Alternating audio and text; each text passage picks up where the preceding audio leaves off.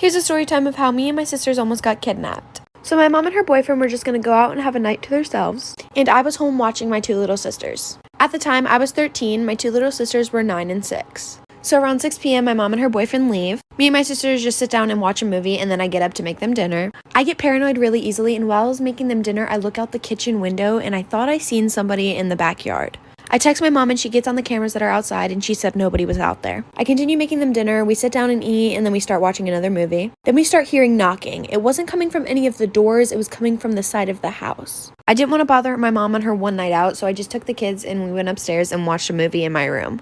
My 6-year-old sister at the time went to the bathroom and she came back in literal tears. She was literally crying so hard until I finally got her to stop and tell me what was wrong. She said as she was walking back from the bathroom, she seen somebody downstairs. I quietly lock my door and I put my sisters in the closet and I call my mom right away. I'm running out of time, like for part